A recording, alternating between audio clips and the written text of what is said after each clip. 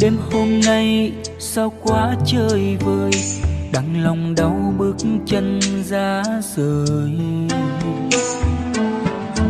Yêu đơn phương đau lắm ai ơi, hạnh phúc đã xa mù khơi. Khi xưa mình bên nhau anh dẫu không nói ra, nên em đâu biết yêu thương trong anh là bao nhiêu là mong, nhiêu là mơ, nhiêu là yêu.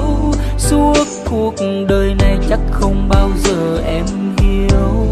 Tôi ơi muốn làm gì, tôi ơi bước đi đi, đừng hoài mong nữa. Em ấy không yêu mình đâu mà, đã cố phải dằn lòng quên em chẳng an tâm.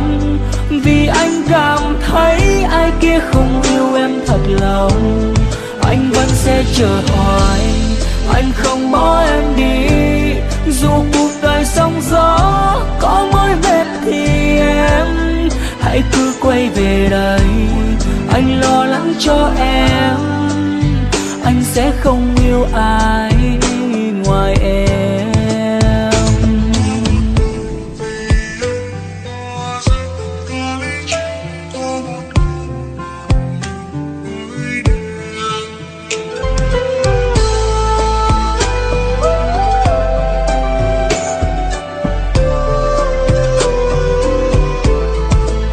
Xa nhau mình anh đau, anh dẫu em có hay, chia tay nước mắt buông tay em đâu cần.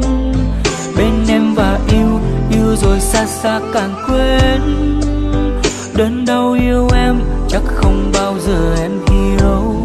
Tôi ơi muốn làm gì, tôi ơi bước đi đi, đừng hoài mong nữa. Em ấy không yêu mình đâu mà, đã cố phải dằn lòng quên em chẳng an tâm. Vì anh cảm thấy ai kia không yêu em thật lòng, anh vẫn sẽ chờ hoài, anh không bỏ em đi. Dù cuộc đời sóng gió có mỏi mệt thì em hãy cứ quay về đây, anh lo lắng cho em, anh sẽ không yêu ai ngoài em.